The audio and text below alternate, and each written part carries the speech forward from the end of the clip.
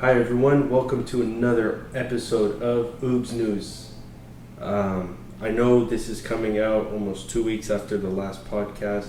I've been a little sick. Actually, I was extremely sick, but fought through it. And I actually did a podcast, but it didn't turn out too well because of the way I sounded. It sounded like I was just like congested like this. So I did it, but it wasn't good to the standard of Oobs News podcast, so we didn't upload it. But I made y'all wait, but it was well worth the wait because today we have a special guest, and I appreciate him taking the time in his busy schedule. He has 3 businesses. He's a great friend of mine. He's a good person. He's a great businessman. He has 3 businesses: Synaptic Pediatrics, Synaptic Solar, and Dynamic SLR. All doing great things, helping the world. He's making a huge difference, and I just want y'all to give a warm welcome to my good friend Mohammad. So thank you, Mohammad, for joining us. I appreciate you taking the time. Yes, sir, Mr. Oobs.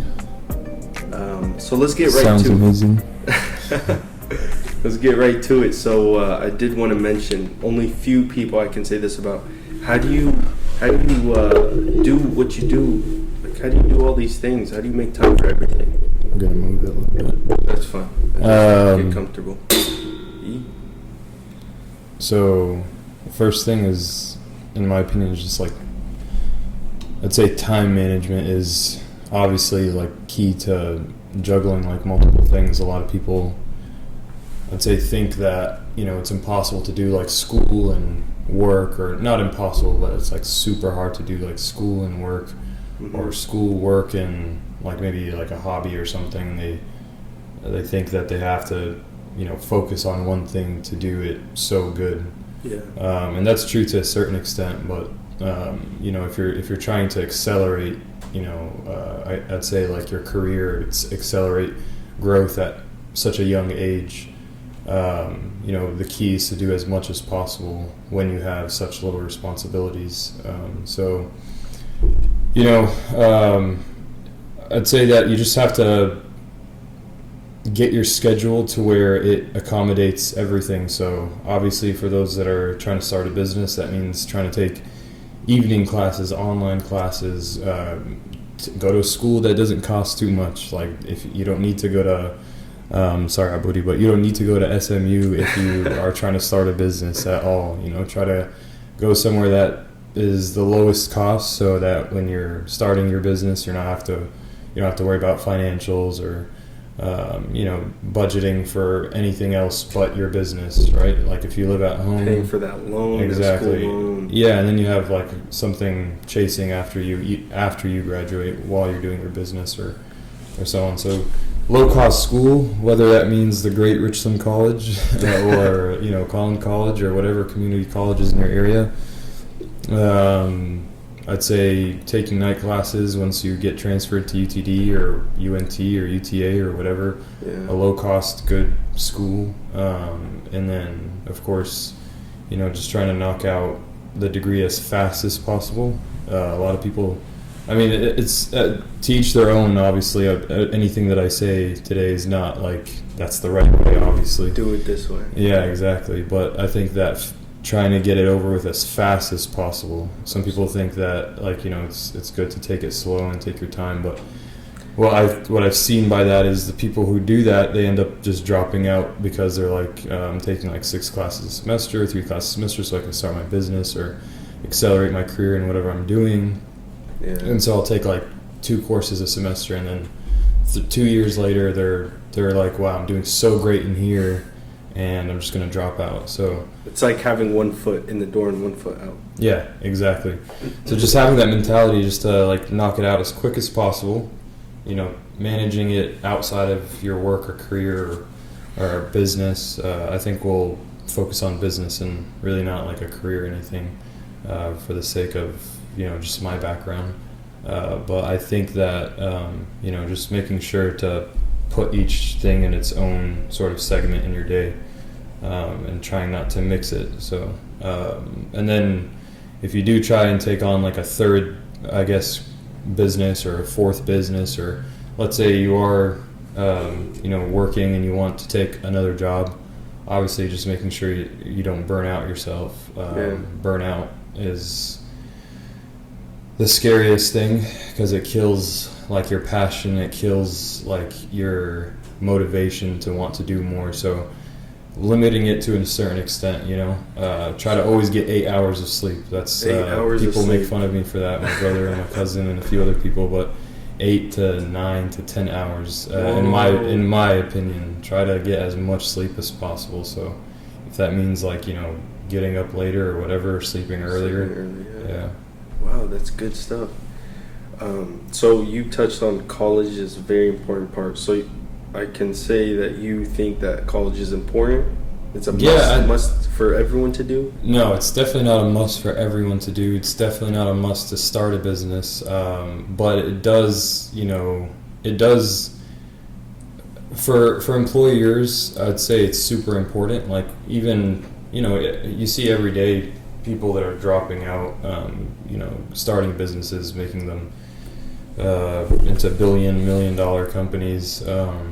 But at the end of the day, I guarantee if you ask any one of them, they're for sure going to tell you that, school is the best recruiting pool ever, because at the end of the day, that's what shows like, someone can go through like a regimen or like a strict sort of schedule, and it shows that they can go through, life with obstacles, and they have patience, and they can go on a set schedule in certain things. So I think it's crucial for business owners for schools to be up. Maybe if they change sort of the structure of it, that would be good. Meaning like lower costs and making it more fair for students, trying to implement more real life things career wise. It needs to be filtered, filtered more specific. Yeah, it's very general, I feel. Yeah, exactly. Try to specialize on everyone's strong points, but more importantly, I definitely think school is a good thing for business people. You definitely don't need to go. I definitely recommend getting an MBA, but it does teach small things here and there that could be so useful. So you apply what you've learned, what you got from your degrees. You've applied it. A few things, especially crucial things that like we can go over, but a few crucial things. Not from my undergrad at all. Unfortunately, to get to a higher education, you have to go through the lower education or like undergraduate that doesn't really matter that much, and I can truly say I learned literally nothing from there. Wow. But like I said, undergrad's good to recruit from and stuff like that, because it does show a level of competence from certain people that you employ, that I've seen like a huge difference between someone that we have like over 60-70 employees right now, and there's a huge difference between those that did graduate and those that didn't in terms of competence. Not all people that don't, I'm not saying that all people that don't go to school or don't graduate with their undergrad, are not competent, but I'd say like a majority of the pool, if you're just taking like a case study if you're doing an experiment and talking about the 70 employees that we have, 60 plus employees that we have, out of those, and just comparing those that don't have and do have, there's a clear line of competence, and I think that's like a huge part of recruiting and employing people. And that's why I think like college is good for that one reason. It filters out like people that can't go necessarily like the extra mile, and those that can. Mm-hmm. Except for that small percentage, like I'd say like 10% who actually can do things without having to go to school, are super smart, or become business owners, or excel in their career because they became a master electrician or got a certificate or whatever. But I'd say the overwhelming majority from like people that we've sort of employed, and just in general, just look at any company, you'd see that. But it definitely, I'm not saying that you need to go to become successful whatsoever. You can or cannot and become successful. I'm just saying. I think it's important as a filter. For employers. But it's a great tool. It's like it's like having a skill set. Yeah. It's like, oh yeah, I have an MBA, and that's why it's on people's names. Like I'm sure your name, after you can put MBA, right? You can. Most people will use that like as a recruiting tool or to get recruited. Sorry. Yeah. On LinkedIn, there's a ton of people that have MBA that it's like part of their name on there. Yeah. It's any like higher education. I think people do that, but again, that's only for people like looking for status or looking to get recruited or something. But I don't think like I said, it's a controversial topic. I feel like it's you can go hours about it, but right. In my opinion, I think it like you said, it's a good filter for employers to pick out, if they want someone that can come on board and they feel like they can sort of problem solve and become like competent in the workplace and can do basic stuff like draft a correct email or stuff like that. The simplest things you'd think. Yeah. They get it instantly from those, whereas with others that don't go through school, you find it in a small, like in the minority, I'd say like in the 10 to 15%, but the majority you'll see that they're either they're just not like at that, in my opinion, again super controversial, but at that level that you'd find like in the overwhelming majority of people who graduated. Yeah. So I do think it's important. They just need to change the whole structure. Absolutely. Yeah. And that probably won't happen anytime soon. Yeah. With the people in charge right now. Exactly. So going back to your undergrad, sorry to stay on the school topic, but undergrad, where did you go? You initially went to... I went to Mary Hardin Baylor, played a year over there. Soccer, right? Soccer. You were a student athlete. How was that? It was a good experience, but it wasn't like it was like what you'd expect like it to be. It was definitely like a good life experience because I wasn't at home. I was in Waco. It was definitely a good life experience. Yeah, expanding your mind, like sort of, making it shows you like reality and other things as well. But getting out of your comfort zone. Yeah. Tore my ACL for the second time when I was there. And then, that one was, I think that was the one where I had to get like 2 surgeries, but like for that one ACL, like it was like 6 months apart. It was like a weird thing, but that wasn't like the main reason why I stopped really playing. There were many things, but obviously the main reason was because it wasn't like, if it wasn't a D1 school, it wasn't, in my opinion, which a lot of people don't see early on, but in my opinion, it just wasn't worth pursuing if there were other opportunities after. I got injured. That definitely helped it. It was more like, okay, I could try and play to the D1 level. I could try and transfer. I had like 3 injuries in a row before that, like major tears where I was out for 6 months at a time, like through my junior year of high school all the way to my freshman year of college. Yeah. Barely had any playing time all the way from there to there, but for me, I just knew that like with all these like injuries, it was gonna take a while to go back up. Like it couldn't, my body couldn't recover enough, and obviously with that like came different things, like my strong points were going down because of those physical, injuries. Yeah. Which was like my strong points were more like physical stuff, like speed, like stuff like that, rather than like skill ability. All your advantages were... Yeah, my main advantages were higher up there. But anyways, saw that quick and transferred out, like, as soon as I tore my ACL. UTD? To Richland. Richland? Yeah, wow. So obviously UTD needed like certain transfer scores, and I had, I think I got like a 20 on my ACT. Yeah, like the worst score. Wait, I think the only person that beat me and the worst score was either my brother, a year younger than me, which is a partner in the other business. Man, you're calling him out. I'm for sure calling him out, Sam. I'm gonna call it one more person, Abdurrahman Qadiri.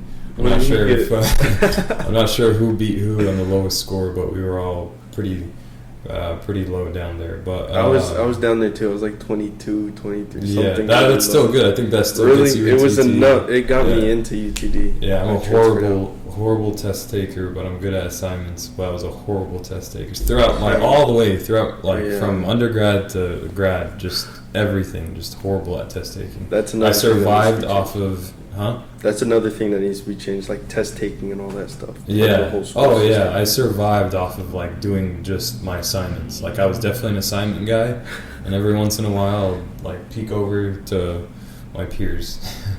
I know what you mean. Like, okay, so tests consist of 30% of the grade. So you're like, okay, if I get half of that, Exactly. It It was just all a math game. It was literally a math game throughout the whole thing. It was a math game. Like if I can allocate like 10% here and 20% there and 30, then maybe I can get by. And I just had to hit those goals, which were super stressful because every semester was the same. I was looking at all my grades, calculating at the end, and I'm like. Throughout, yeah, probably throughout the whole thing. Yeah, same. I Yeah, did it the was same just- thing. It was But funny. so do you think that experience shaped you getting injured and having to leave that school, like, and did it kind of tell you, like, so when at that point you had multiple options of, like, you wanted to play soccer but you also could go into any other field. Did getting injured like take that option away and pretty much focus your mind on what you wanted to do?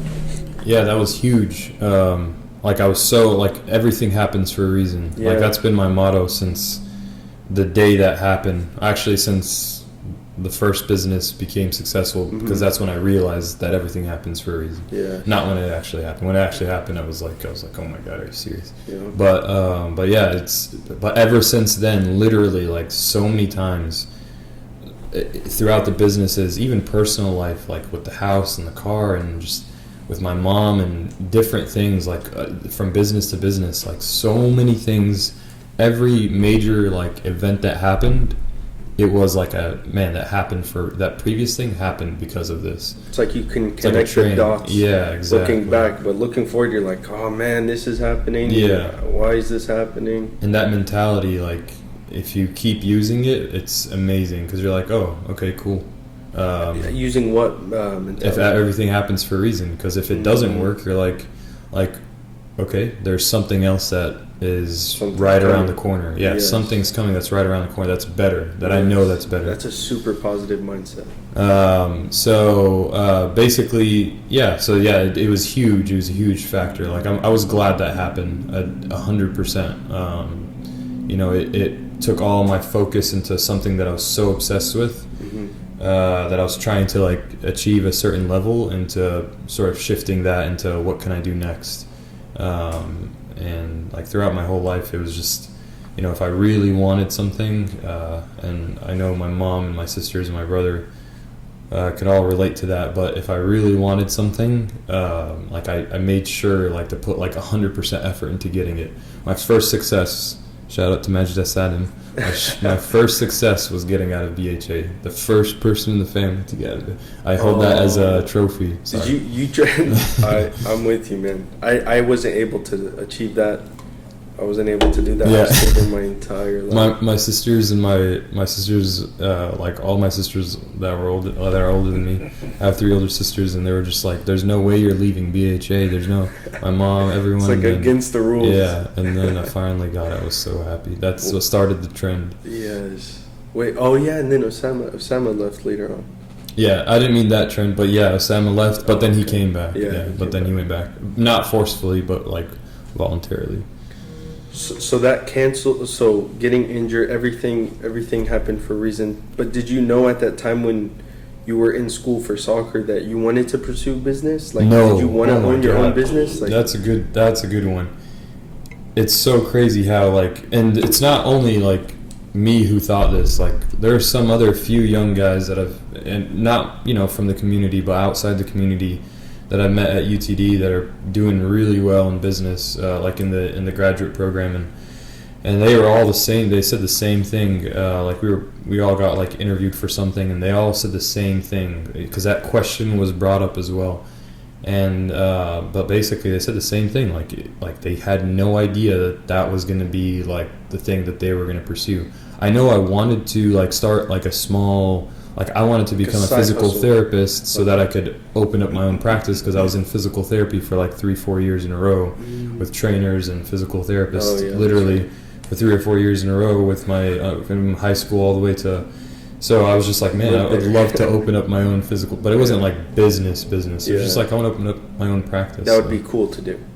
Yeah, that would be cool to do. But when I stopped playing, like I started looking at things, and I never said this, but when you brought up Svelte, I don't know if you remember, but like we were at like a SMU soccer game, and and I asked you about like a Svelte, like the Svelte. I was like, how's that going, by the way? And I was so interested in it. Yeah. And after that, I would just like look at different videos of like people like innovating things and like trying to change and the market, like Silicon Valley type things. I was like 18, probably 19 years old. I know it was like a year after I got out of transfers from UHB. I was like, man, this is anyways, that's what like sparked the idea of maybe trying to create something.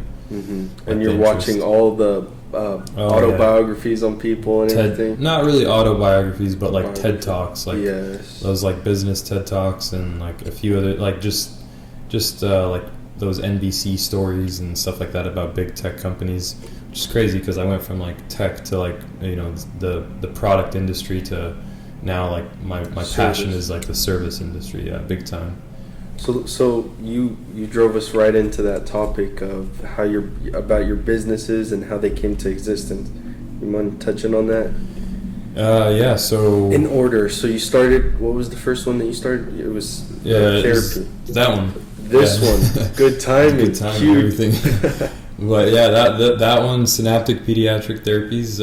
Located the name in Richardson, Texas. Yeah, Richardson, Texas, and Wiley, and soon to come in Irving in about 3 months. Wow, look at that. So that one started 3 years ago. That was like, I'd say a good year and a half after the whole soccer, like transferring back to UTD. So I was like about. That's a quick turnaround. I was about 21. Well, it was like it started 3 years ago, but the planning started like a year after that. So the planning started 4 years ago, but the business didn't actually start until 3 years ago.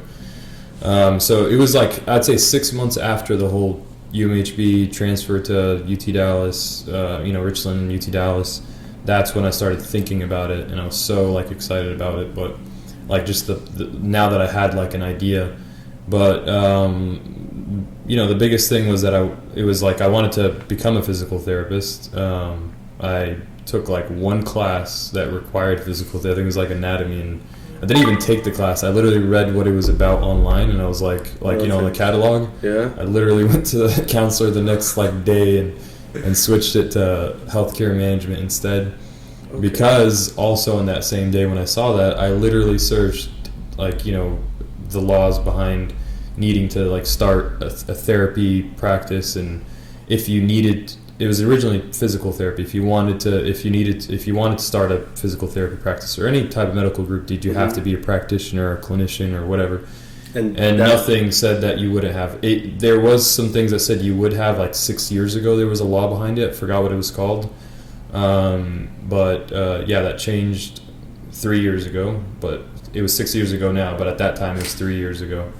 So that changed, and I was like, man, that's amazing. You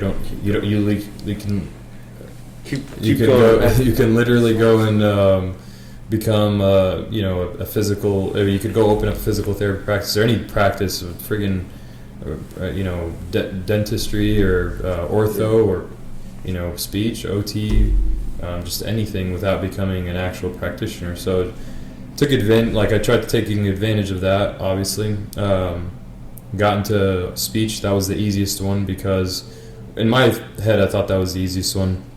That came with like a lot of speed bumps that most people probably wouldn't have known or thought about. But that one was with I reached out to my sister, and we sort of had this game plan that after we graduate, I was like in my sophomore year at this time. I was like after I graduate, of undergrad. Okay. I was like after I graduate, when I'm senior, 2 years later, that's when we're gonna start it. But for now. You go get some experience because she just graduated and she had like a year under her belt. And she graduated undergrad in healthcare management, focus in speech pathology? No, she just did speech pathology. That's its own degree? Yeah, it's its own degree. Okay, Yeah. Gotcha. You get a bachelor's in that, and then you get a master's in it. Cool. And then you have like a year as a fellow. Basically went, spoke to her. It took some convincing, a little bit of drama, but everything worked out good to where we were all on board. I got like a 6-month unpaid internship. Just tried to learn as much as possible, but I did not learn as much as I thought when I started. But basically, 6 months into it, now is like in my beginning of my junior year. Mm-hmm. I was like 21 years old, and basically something happened to where I just wanted to stop working there. It was a little bit like personal. Basically someone was working there, they got let go. I did not like that. Anyways, I ended up saying, well, we can go start this now. So reached out to my sister, told her let's start right now. Yeah, exactly. Everything happens for a reason. And I was so frustrated when that happened, because I told that person to come to that place, and then like a couple months later they got let go. Oh, wow. And so like I felt like kind of responsible for it. Yeah. Anyways, reached out to my sister, told her that like, let's do it, I'm ready. Yeah. Her younger brother, I could see why things had some speed bumps and why she was probably a bit more scared than I was. Hesitant. Because who do I think I am? I barely know anything, and you're wanting to start a practice together. So anyways, reached out to her. We basically, it took 6 months of credentialing with getting contracts with the Amerigroup, Blue Cross Blue Shield, Aetna, Amerigroup, already said Amerigroup, Parkland, Children's, United Healthcare, all the major insurers. Wow. Yeah, with no practice, with nothing built, just sort of fake it till you make it type thing. Put my business cards, all that stuff, my address. And it ended up getting those contracts. I was ready to bill because I was in network now. Learned the EMR system. I took a trial period. I remember I asked, I was begging them for 60-day trial period instead of 30 days because I wasn't going to start until 60 days, and it was so cheap. It was like $75 or something. Wow. Anyways, and I had like $2,000. Did they give you that 60-day? Yeah, they gave it to me, and they were like, okay, just make sure you pay on the next one. And I was like, okay, thank you so much. It's crazy. I always tell everyone because it's so possible to start any business in America. Yeah. It's so crazy, but and you don't even not only is there so much opportunity, but how much ignorance you can have when you start a business. I didn't even know. I keep telling people this because it's such a shock factor. But I did not know what a deductible was when I started this clinic. So whoa, that's it's the most important. That's healthcare 101. Yeah. It's where was your 6-month internship? How did you not learn that? Clearly, you stated you didn't learn as much as you. I learned more of the business back end. I learned a lot on accounting and HR and stuff, but nothing on the. And I think they didn't want me to learn that stuff because I told them that my intention was to start something up. But that's a little conspiracy that I have. But anyways, so I started it without knowing that, which shows you can literally start whatever you want and be so ignorant about what you're getting into, and just as long as you have the background behind it. But it was funny how that came out to be. Our first patient, our first referral. I remember I was outside my house, and I would call them on my cell phone, Google Voice, and I was like, hey, I looked up your benefits. I could barely read benefits at that time. I had to get a full-on explanation. I couldn't just check online like you can do now. I had to get a full-on explanation from the Blue Cross Blue Shield rep. It was a Blue Cross Blue Shield patient. I still remember the name of the patient too. Wow. And he was like, but we have a deductible. And I was like, okay, so you just pay the deductible. Because how I understood it from the rep was that, they have to pay their deductible. Mm-hmm. And I didn't ask, how they pay it. I thought they just pay it to me. I thought they pay it to the insurance. Yeah. So I was like, okay, so you have to, pay the deductible through your insurance portal. I was so confused. I was like, okay, go pay it. They're like, no, we have to pay you the deductible. No. And you have to bill the insurance. I was like, oh, yeah, I knew that. I'm sorry. I'm new here. I was like, I'm new here at the clinic. But little did they know they were speaking to the sole owner of the clinic, and it was just so funny. Yeah. So, anyways, You should reach back out to him and be like, "You were my first patient." Yeah. And we tried to do them very good. Like they were pretty loyal too. They stayed for like a good year, like awesome. Reoccurring services. Yeah.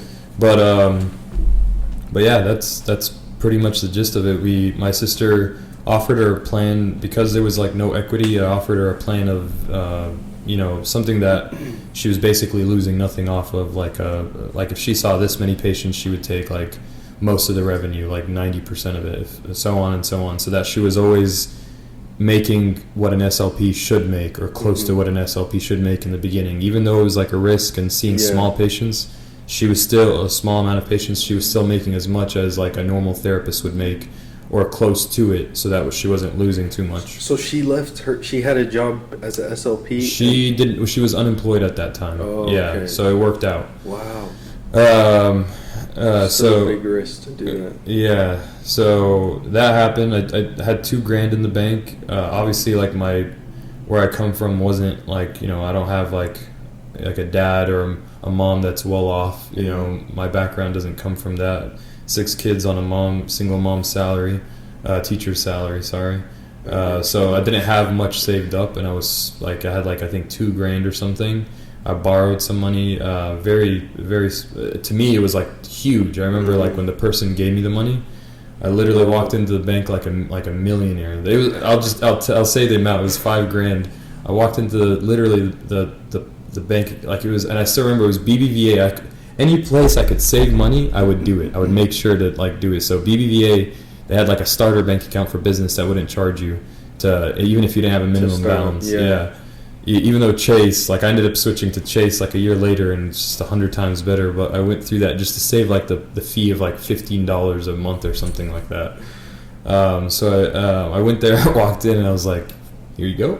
You slid it on the table, and the person just looked at me like, and I was just like, "Calm down, buddy." I took the lollipop out, and it was just so funny. Like the lollipop that's on it. Yeah, it was just so funny. Like the more I think about it, I'm like, man, I don't know how this like worked out. But the place used that money basically for the deposit to a place that gave me like a 1-year lease, which no place. Anyone who knows like business and lease it, like anything in like retail or anything, just to get a location. No one will give you a 1-year lease. Like, is it more or less usually? Especially in Richardson, it's usually at least 3 years, 3 to 5 years. They'll either lock you in a 3 or 5 year contract.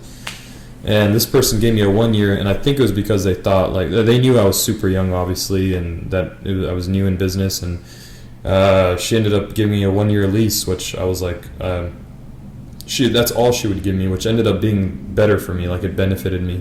And she gave me 2 months of rent free, but she extended the lease by 2 months. So no matter what I was paying for the full year, she just gave me like 14-month lease. Two of them free. So it helped a lot in the first couple months to get my feet on the floor. But yeah, I used like $2,000 of that $5,000 to the deposit. It was like $2,000 for the deposit. So like 2 months worth of rent, $1,000 a month. It's an 800 square foot little place, like maybe.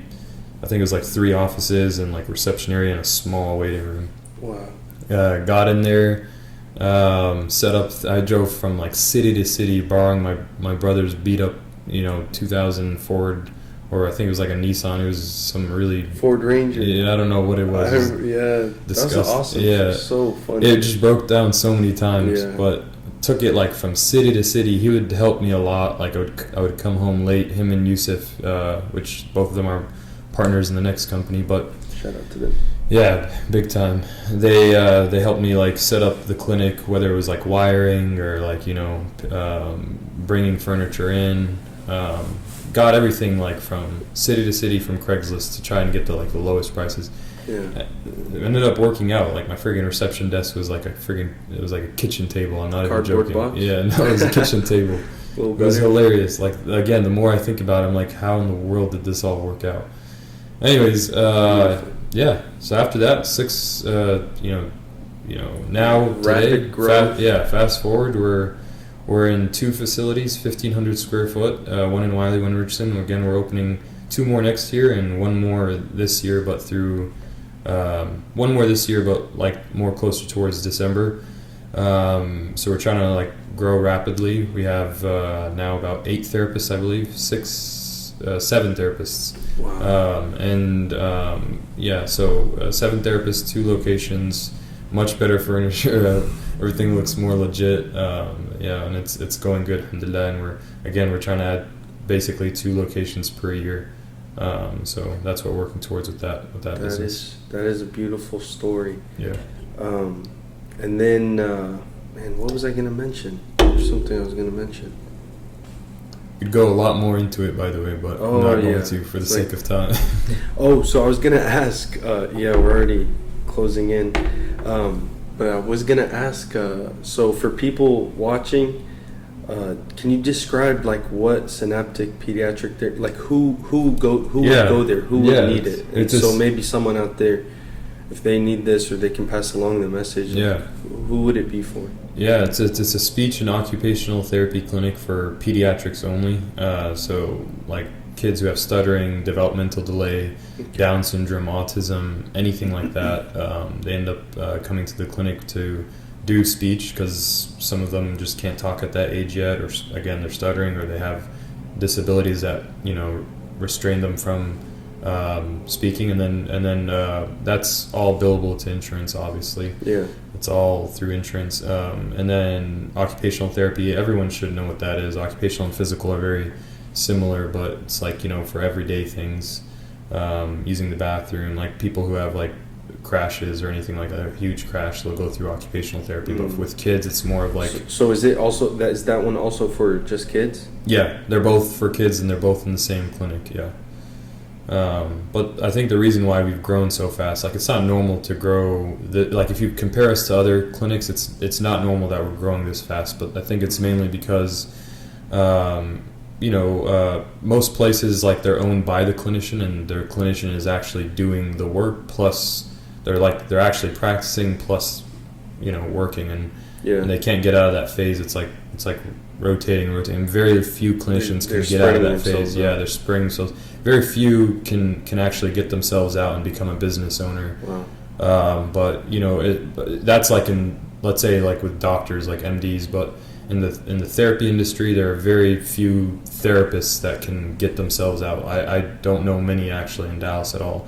Like if we do open up these 2 next year, which I don't see why we won't, inshallah, like I truly think that that's going to work. We will be the biggest therapy, basically outpatient therapy for pediatric in Dallas, 100%. There's no places that have like 4 or 5 locations. That's insane. Yeah. There's actually no place that has more than 3 in Dallas. So if we just open up 2 more next year, we're like on top of it in 3 years. Yeah. So inshallah that comes out to be we're full. Impressive. We're going full-fledged. We made some great hires. Gas on the pedal. Yeah. We made some great hires to help that from UTD Masters. I'm not gonna say his name. I know he doesn't probably want me to say. Got to be Master. See? No, that's not what I meant by that. I'm trying to shorten the pool of for you to guess who it is. But you already know who it is. Yeah. Office next door. But I'm not gonna say it. So you successfully launched this business, and then excuse me, at what point did you start still coming off of this sickness, at what point did you jump and launch a new business? How'd that flow into it? Man, a year later after the clinic, as soon as I started turning a profit, I did like the typical thing that everyone does. I'm like super frugal when it comes to like saving and stuff like that, but the first thing I did when I started turning a profit, of course I paid off my $5,000 right away, like literally 6 months into the business, paid it all off. So we were pretty profitable pretty quick because we had such low costs, and because I was doing literally everything. I was a receptionist, the janitor, the intake coordinator, the authorizations, billing, like office manager. I was doing everything, which it wasn't hard to when you're at a small scale with just one therapist. But by the way, I do want to emphasize, like, big time with my sister. Like, she was extremely patient with me and with everything, and like I owe a lot to her. Big shout out to Smat. She was a huge factor in all of this, and she still is. Awesome. But yeah, just to go with that yeah. Well, one year later, as soon as I turned a profit, paid off my debt. My next thing was, which is like such a typical story, but I just went and bought like my dream car at that time, because I came from driving a 1995 4Runner. Like literally since I was 15 years old, I bought that with my own money. Your best purchase. Yeah, my best purchase. I bought it. I had one of those too. I worked illegally when I was like 13, 14, and 15 to buy my car at 15 years old with my hardship license. Wow. So I finally upgraded from that after 5 years, or 5 or 6 years. I had it for 6 years by then, because 15 to 21. Yeah, 15 to 21. And I upgraded, and it was like my dream car. I didn't have to borrow a truck anymore. So I went and bought a brand new F-150, and it was a huge, it's helped me so much in the last 3 years. Yeah, and it's also helped me so much. Mm-hmm. Not only my hobbies, like with dirt bike hunting, horseback riding, all these things that you need to pull a trailer or need to put it in the back of the truck or whatever, kayak, whatever you need. But it was essential to bootstrapping when it started, like other businesses. Like I could, go and pick up furniture by myself and save costs there. I could go start another business with it. Like for instance, we partnered with Yusuf and Sam a year later into the business. So I turned a profit, got that truck, and I'll sort of transition with that.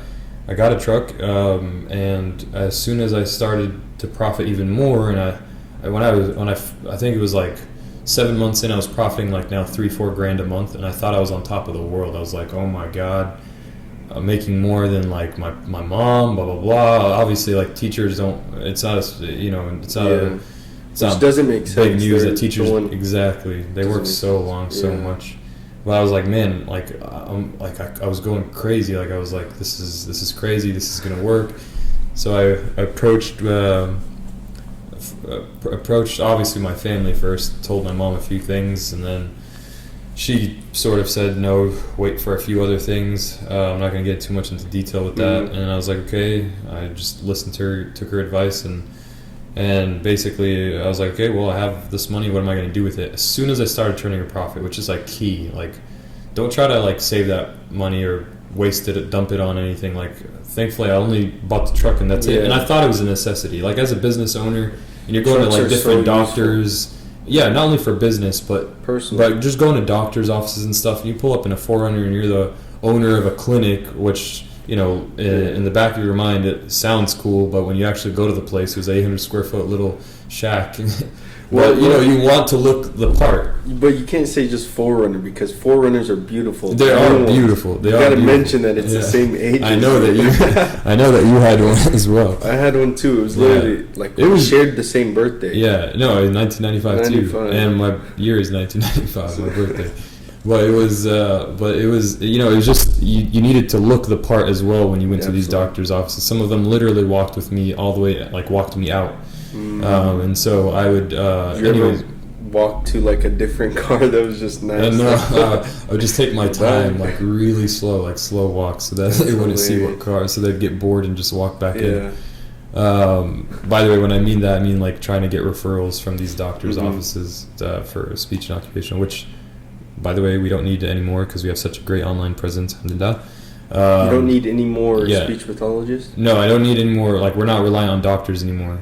All of our patients come from online, or doctors who look us up online and refer patients to us. We haven't marketed in literally a year. Cut out the middleman. Yeah, exactly. We're self-reliant now. Wow, that's beautiful. So a year later, Sam and Yusuf were installing solar with a guy named I think Swift Solar, Spencer. They were just employees? Yeah, they were working for that company, and then they worked with my brother-in-law for a little bit. Not them, one of them did, Osama.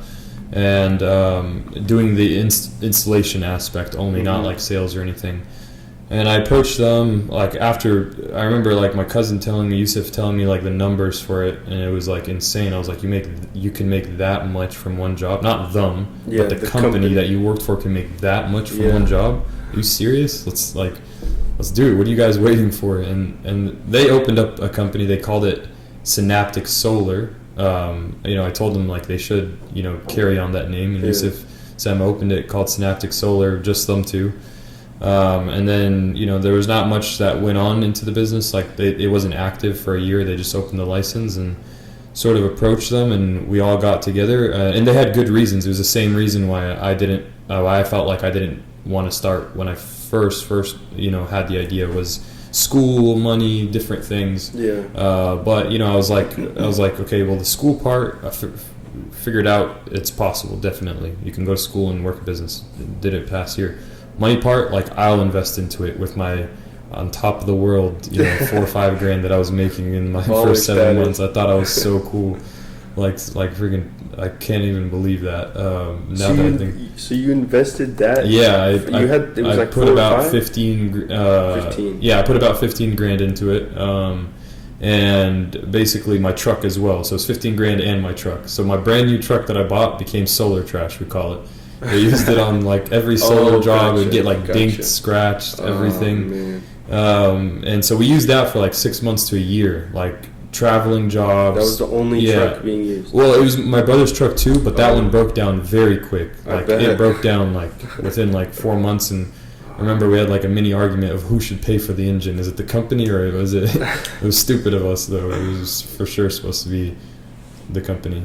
Company truck, so because we made it into a company truck. Mm-hmm. So they used my truck for a lot until we bought one, and then we ended up buying a truck after we started turning a profit. And then we, we started the Synaptic Solar exactly 1 year later after Synaptic Pediatrics. So it was like around 2018, summer of 2017. Mm-hmm. Synaptic Pediatrics started summer of 2016. So 2017, it was the same thing. It took like 5 months of planning, drafting up emails, trying to create a portfolio, a few other things, credibility. Meetings. Some people rejected us so bad it was hilarious. That's Synaptic Solar. Yeah, and actual picture of them on the job.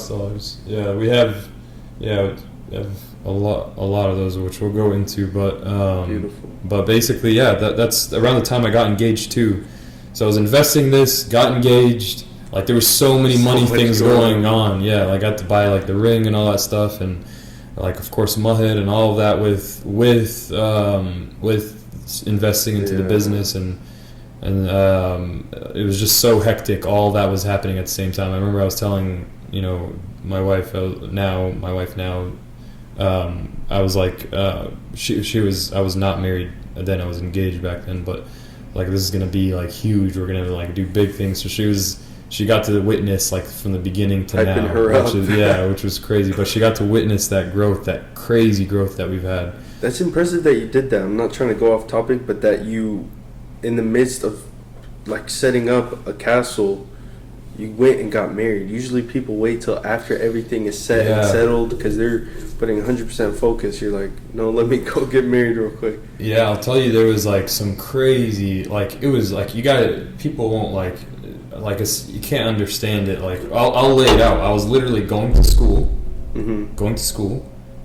full-time working in the clinic because I was the receptionist and everything. Trying to do business development and like the business side with the Synaptic Solar, like trying to bring business, invest in it, do different things, branding, just doing all that stuff, accounting, all that stuff for Synaptic Solar. I would do that stuff in the clinic, and then when I needed to go to meetings, I would try to find time in between school and the clinic after our last appointment to go and do that. To go meet at these like coffee shops because we didn't have an office or anything. Nice office. And then we went and basically went, and then of course getting engaged, because as soon as I started turning a profit, I thought I was on top of the world, like 4 or 5 grand. I thought I was on top of the world. I was like, let's do this and let's do that and let's do that and let's do that. By the way, I'm paying for my own school, obviously. Like it's not like my mom paid for it before the business. After the business started, of course, I took over. But my mom barely paid anything because I had a lot of financial aid because of obviously how not well off we were. And then, so engagement, financial responsibilities on engagement, financial and management responsibilities on getting engaged. Yeah. Financial and management responsibilities on school, financial and management responsibilities on the clinic, financial and management responsibilities on Synaptic Solar. All happening at the same time. All comes back to that first thing that we talked about. Yeah. Time management. Time management is huge. Just trying to like squeeze every minute out of your schedule. And people don't like realize that, man. It's crazy how people are like, you know, like, man, that's so good. You're doing so good or whatever. Alhamdulillah, blah, blah, but I don't realize like the craziness. Some people like would get like offended of me because like I wouldn't speak to them for like weeks or days or like months or whatever, because like it was just, I was like in another world literally. And I went like MIA for that year, for like 2017. Even like kind of 2016 I was a little bit MIA. And then, you know, we went through a rough patch the first 6 months, man. We would like... Is this for solar? Yeah, this is for solar. We would literally go... Synaptic Pediatric was like on a train. I did that. Like after the first 6 months, it was just consistent. I had it locked down. Gotcha. Like there was patients coming in. I knew the process to get them authorized, to get them billed, all that. Our EMR system was good enough to where like it would save me a lot of time. Billing only took like a few, like 30 minutes a week. You know, everything was rhythm. Everything was a rhythm. It was just how many times. How can I keep up with my patient flow? Can I hire therapists while doing everything else? Can I hire therapists, put them in, you know, as our patient count grew in the clinic. And around that same time, 2017, also, I forgot to mention, we moved from the 800 square foot, because now is a year lease. We moved from the 800 square foot to where we're at now, 1,500 square foot, which is perfect size for a clinic. Like, you don't need anything more than that. How much? 1,500 square foot. Like, this dynamic is 4,500 square foot, so you can imagine it's like maybe 1/3. Wow. But that's all you need. Literally, clinics are not need, like they do not need to be that big. That's really good. You just need 1,500 to 2,000 square feet. So, I was also managing moving the clinic from, you know, at that same time in summer. Literally in summer, that same. I got engaged in summer. Everything happened in summer. I was also taking summer classes. Like everything was happening. For MBA now? At this point, I think I was either my senior year. I believe it was my senior year getting into like my MBA. So it was like transitioning. Okay. So you just went right away to. Yeah, didn't like that's why I took like. By the way, I did not take like 1 or 2 classes. I think that's another thing. I took like 15 hours like every semester. For masters? For every undergrad all the way to masters. Like I would just try to knock it out as quick as possible. Because I knew if I stopped, money would get in my head. I'd be like, well, what am I doing? Time. Like your time is worth more. Everything is worth more at that point where you're like, man, I'm wasting my time at this point. So I was glad I got that over with quick. So 6 months rough period when we started in summer. The first 6 months were rough. Like we could not get like consistency, like a consistent client. We would do the installation part. People would sell and they would subcontract it to us. We'd just do the construction aspect and that's it. And it was tough, and we were trying to find something that to make it like as nice and flowy as the clinic, where it's just like on autopilot, like patients coming in because you got a good brand now, doctors trust you, they're referring. A lot of the doctors in the community helped out as well. That's what also boosted it in the beginning. A lot of doctors in the community referring, Dr. Lina, Dr. Anisa Ahmed, Dr. Mohammad Razidin. And then there were like 3 or 4 that we got that were not like part of the community. And they were referring as well. So that was like a good, like, you know, patient flow. That was on autopilot. But we were like, how can we get the solar on autopilot? Yeah. And it's crazy, man, because the next semester started in fall. That's my first semester of my MBA. And if I say that if anything paid off in my MBA, it was the fact that I learned about exclusivity. That sparked it that quick. I would have probably learned it a couple of years later.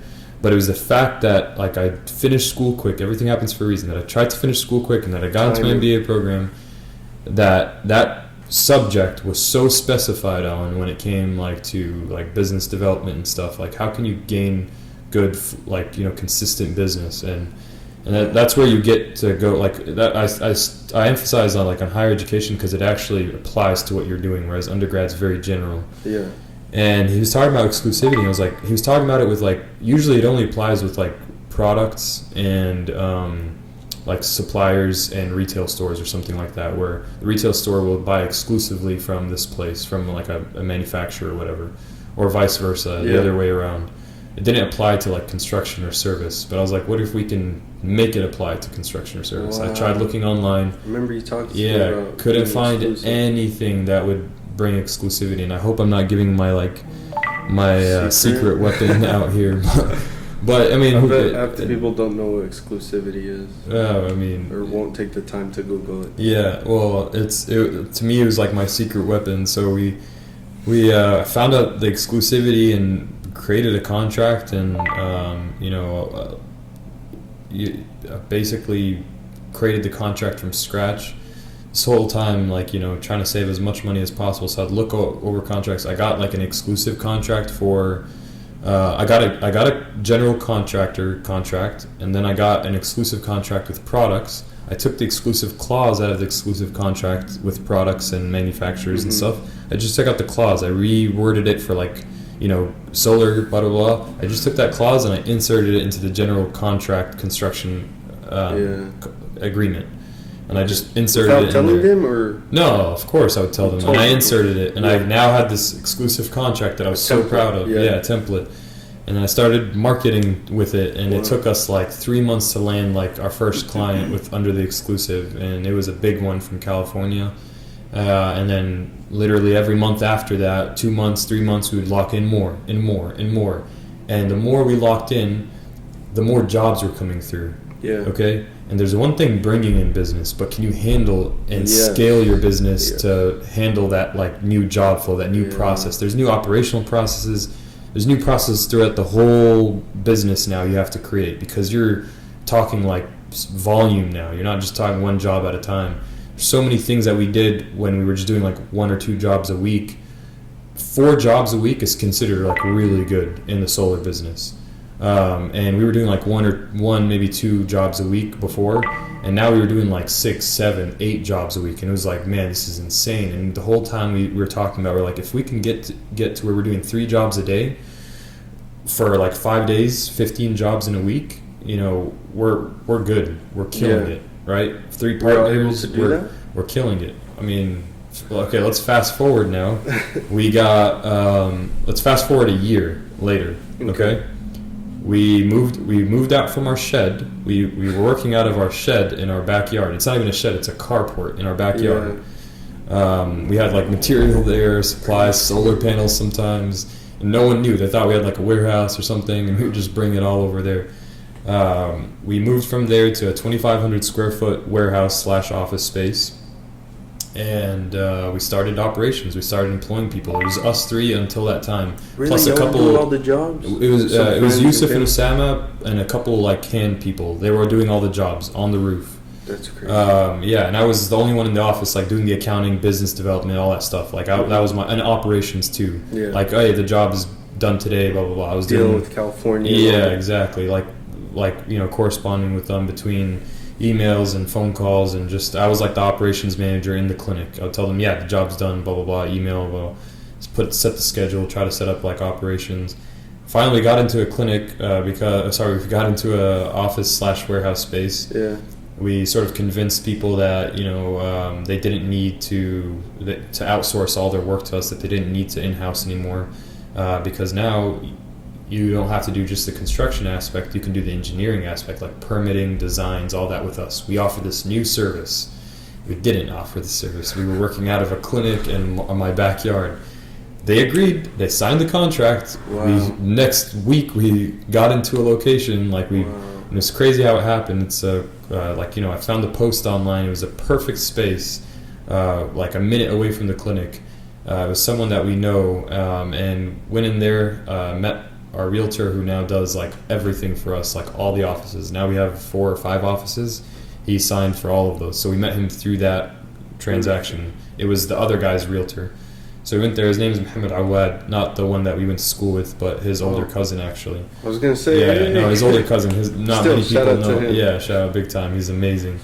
So he sort of, showed me around. We locked it in, hired our first employee, and let's say fast forward now, We are doing 130 to 150 jobs a month.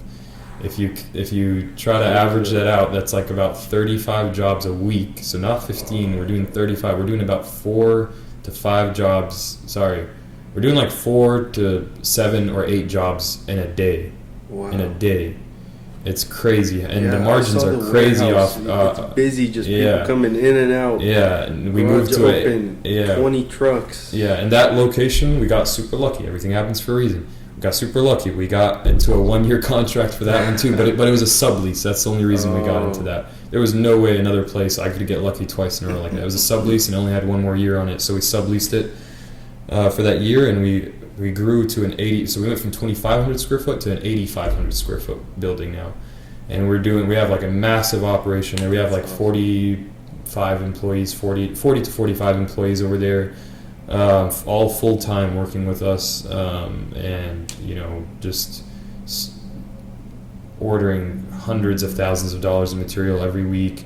We're doing procurement now, engineering. So we have a full engineering team, designs, permitting, interconnection, HOA, all of that stuff inside the office, and then of course the construction side. We have like 6 crews now, and we're doing installs all over Texas. Like we're doing Houston, Corpus Christi, Laredo, like all the way down South Texas, San Antonio, Austin, DFW, and we're setting up bases right now in this quarter over there too, so that we lessen travel costs and stuff.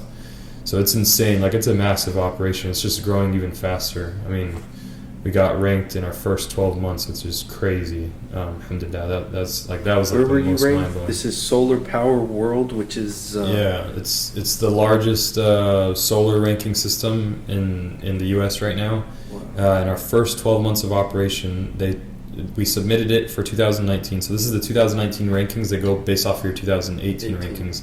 2018 was our first 12 months because we started half of 2017, and we're the second youngest company out of the top 450 contractors on that list, second youngest company to be on that list, and we're ranked in the top like 30%. It's like we're number 168 or something like that in the nation, and then number 17 in Texas, and then we're the number 6 residential company in Texas. So number 17 includes like commercial, utility, all these big players. But we still got ranked in the top 20 in Texas in our first full 12-month year. And I saw the list, and all the other companies, they're like 1995 they were to started 2000, long 2005. time ago. Yeah, we're and 2017. A ton of them. Yeah, it's crazy. That's impressive. We leapfrogged over all those. And you're just going to keep going. Yeah, you said 2019 is looking even better. Yeah, it's crazy. And I could go into the details of why that happened. Why did we grow so fast? How? Like, what? But again, that's like a whole different maybe day or something. You will be a frequent guest on this podcast because you have some gems. Yeah, it's crazy. It's already 9:05. We need to get you out of here. Oh yeah. So I know you have to be somewhere after this. So we didn't get to talk. I had so many more points I wanted to go over. So we definitely will do this again. For sure. And is it going to show up? We didn't even get to touch base on your third business that you started that is in the works. It's called... we're here. This is it. The Dynamic SLR. We just moved in.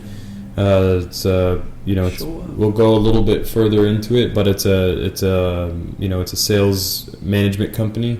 There it is. It's a sales management company, and we sort of manage bigger sales companies. We're more we're volume providers on the solar side, and we can definitely get into that more next time. But that one is sort of going to be the biggest one out of all of them in terms of like revenue and profits and stuff. And yeah, this is the office for it. So beautiful space. Yeah. Thank you for letting me host the podcast here. For sure. It's an awesome setup. Hopefully we put more in here with other people. That's something we're talking about. Right? Get a nice little conference going. There's so much more we're going to cover next time. So everyone stay tuned. He is on the same, we can say this, right? On the same level as Mr. Warren Buffett. No for those way. of you that don't know. No way. That guy is crazy. He's you're making me look way too cool. He's being awarded for it's called the Texas Business Hall of Fame. Yeah. And Warren Buffett has previously been awarded. So just so I don't sound way too cool, Texas Business Hall of Fame is like it's where they induct like legends, like millionaires and billionaires that have done so much for Texas. Yeah. I'm not obviously not inducted into it, but there's like something that UTD and all the top business schools in Texas give to like a handful of students. Some schools have one, some schools have two students, like in the MBA program, where they give them based off of like their business stuff and achievements and whatever they do outside of UTD in terms of business for Texas, like how are they benefiting Texas business. And yeah, alhamdulillah, like it was crazy. I got awarded that. They give you like a $15,000 scholarship. You get to go to the gala, get to meet, you know, the this year's legends, which there's a few of them. One of them is Kendra Scott. The other one was, I forgot his name, but he was the one that like paid for everyone's tuition like a couple months ago, and it was like all over the news. He's like he owns a private equity fund that's like he's also a billionaire. Anyways, you get to go to this gala, and it's going to be really cool. But yeah, it's called the Future. You're awarded the Future Business Texas Business Hall of Fame. So it's a stepping stone. It's it's supposed. Yeah, hopefully in like 30 years. That's awesome, man! Congratulations on that. But again, you're making me look way too cool. You are. I'm cool, definitely dude. Not that cool. You are cool, dude. So let everyone know where they can find you or your businesses, anything you want to. I don't have really any personal social media. It's a topic of its own, also. Yeah, I guess. But yeah, our businesses are basically on every platform except for Twitter. So just search up our name and Facebook next to it, or Instagram or whatever, and we'll be there. Awesome. Thank you so much for having us. You can find me. I have social media, ALHeat on Twitter and Instagram, alheat.com for everything. And the Oobs News podcast is on Apple Podcasts, Spotify, YouTube. So please subscribe, like, share, review. Thank you everyone for tuning in, and stay tuned. He's going to be on soon. We'll figure out a good time. But next week we have Ahmed Al-Qadri. Oh, he's coming in. Yeah, he's coming on. He is an up-and-coming comedian and so much more. Can't wait to have him. So stay tuned, everybody. Thanks for tuning in, and we will see y'all. We're out.